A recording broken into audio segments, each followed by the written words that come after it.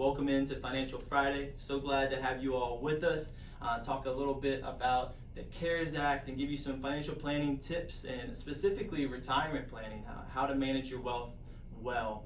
So here with Robin Tull, also known as my dad, so it's a pleasure to be here to discuss this. And we want to specifically talk about required minimum distributions, RMDs, and the new rules that came out. There's a new notice on June 23rd that came out pertaining to that. They're extending some deadlines.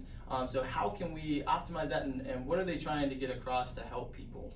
Yeah, Financial Fridays has been good for a lot of people because it seems like things are changing all the time, Phil. And I've just been excited to be able to help people through these Financial Friday videos, helping with their wealth management, helping them with the retirement planning. What happened, the changes really come so quickly because there's a Secure Act, right? Passed at the end of 2019.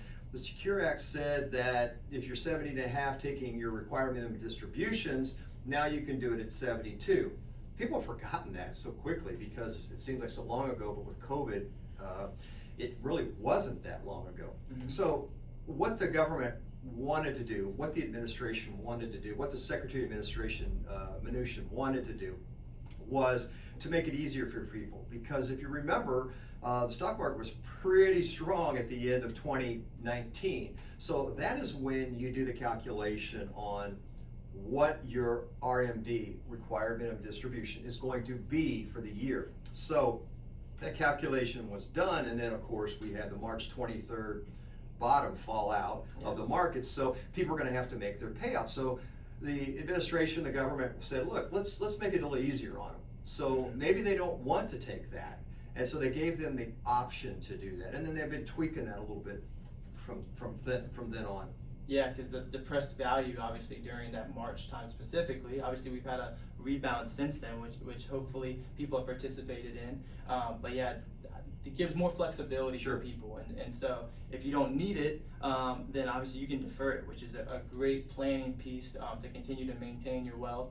And I mean, just those tips, just little things like that can make a big difference over time. And I know that's what we do a lot with our clients.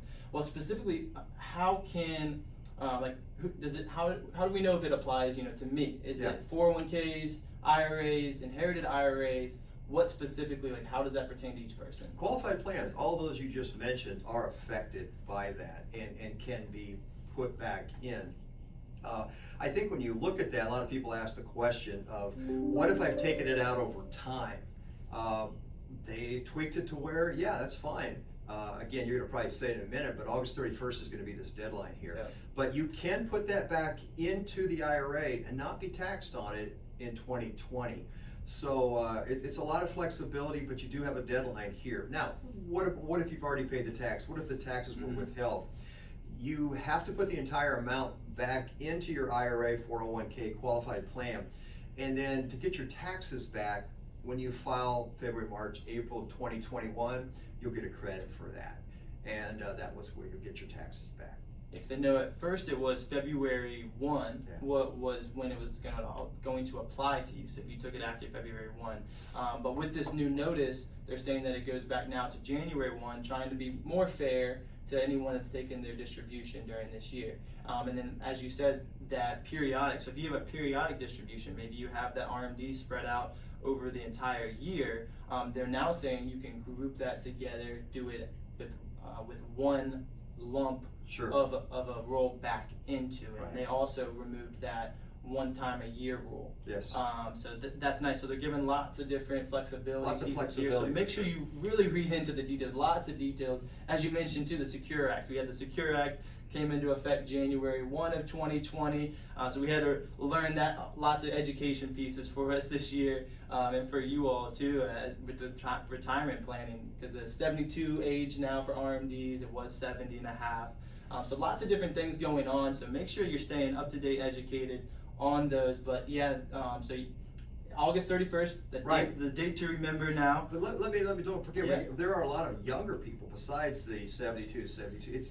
It's people who might have had a family member, like a parent that had passed away, who had an IRA. The inherited piece. And it's called the inherited IRA. And you take that over your required minimum distribution over your lifetime.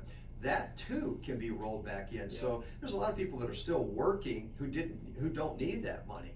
So they too can roll that money back. And I think that helps a lot of people, these inherited IRAs from that standpoint. Again, financial planning, it's just taking the time to know the rules and execute that in a timely manner. And if they don't know, of course, they can reach out to us. Yeah, absolutely, and please do give us a call. We'd love to talk through some of these details. You need to know everything. Educate yourself. Make sure you're well prepared. Use us. That's what we're here for. We're a resource. We're reading through these details. We have a blog going up specifically on this topic, so be on the lookout for that. Is there anything else you'd like to add before we close out here? No, just as I said, August 31st is the deadline for this. It affects a lot of people. And just plan ahead. I mean, plan ahead today. From a standpoint of, we've talked about asset allocation, tax planning, and so forth. I mean, our job is to improve financial lives through sound financial planning, and that's what we want to do.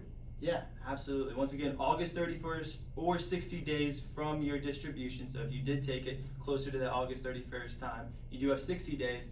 But just remember, mark that one down, talk to your financial advisor, really utilize them during this time. There's lots of things to know, lots of details to know, and use us.